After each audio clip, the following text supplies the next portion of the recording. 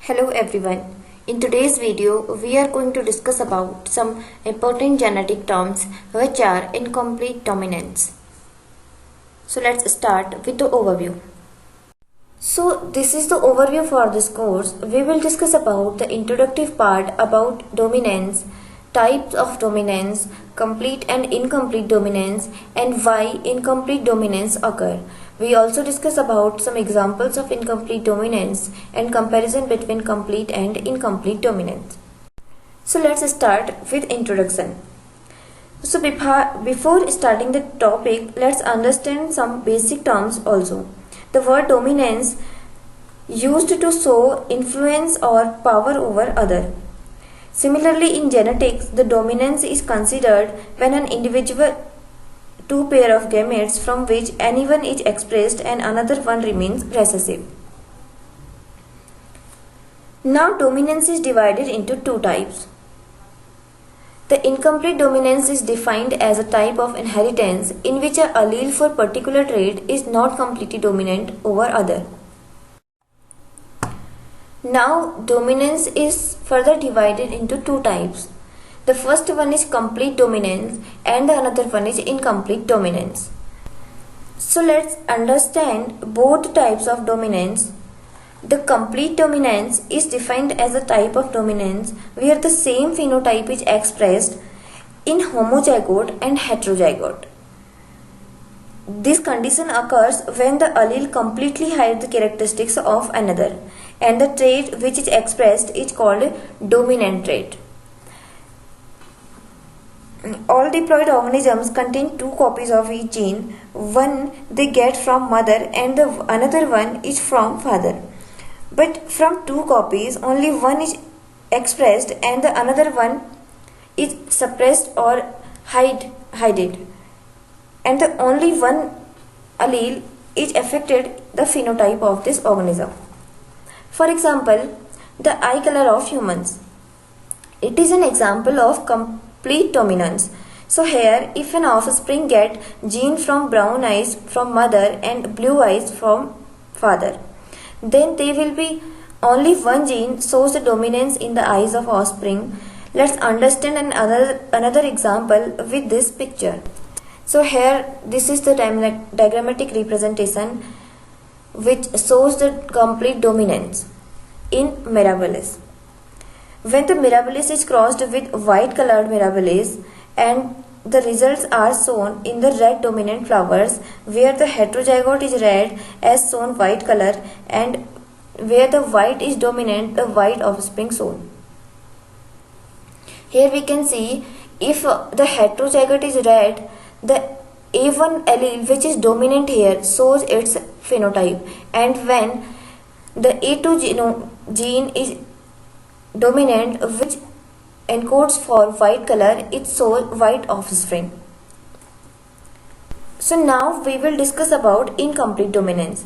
So this is also a type of dominance in which the phenotype of heterozygote is intermediate between the phenotypes of two homozygotes. This is also called semi-dominance or codominance. It occurs when any of the gene does not completely hide the effects of another gene. In other words, neither of both genes show the dominance. In that case, the heterozygotic offspring shows a blending of both alleles.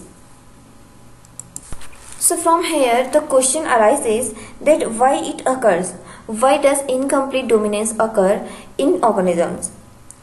So as we have seen that Mendel's experiment, it does not occur always with flower color. We have seen the law of dominancy where the dominant trait shows its phenotype in the offspring.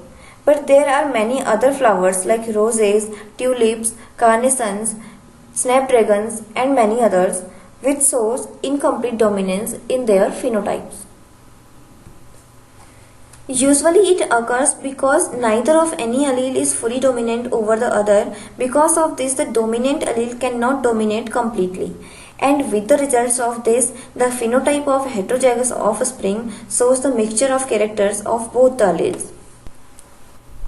Now, here with the help of this picture, we can observe the effects of incomplete dominance in the flowers of Mirabilis and also get some clarity about the concept. Here we can see when the red Mirabilis is crossed with the white Mirabilis, the offspring shows these traits which have homozygous red and homozygous white, but the heterozygotes show the color which blends between the homozygous and heterozygous. These pink colored Mirabilis shows the incomplete dominance of both the phenotypes.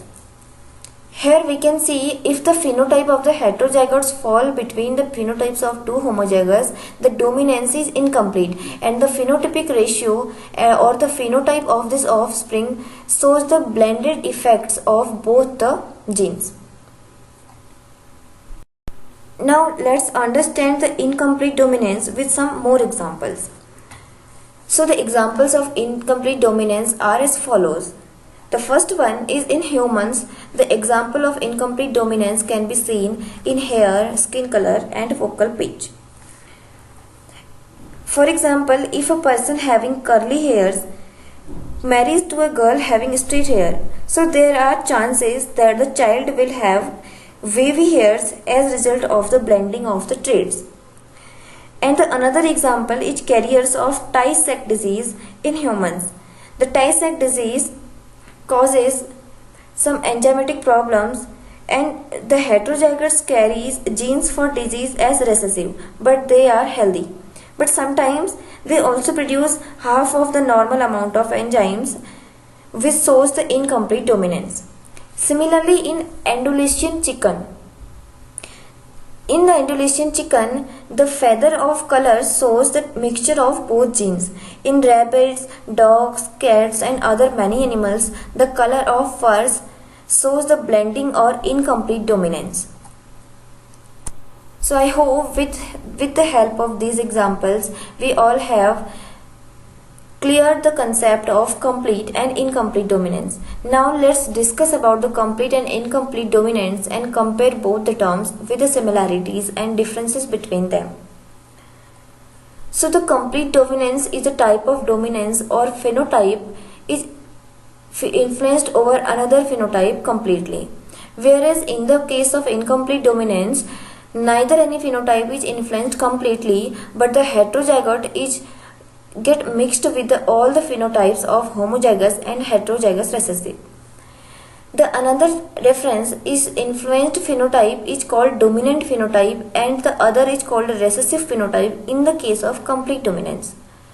But in the case of incomplete dominance, the heterozygote shows the intermediate condition of the trait and there is not any trait is completely dominant over the another trait. So now in this video we have discussed about the incomplete dominance or the complete dominance and differences between both the terms. I hope we all have cleared the concepts about incomplete dominance. Thank you.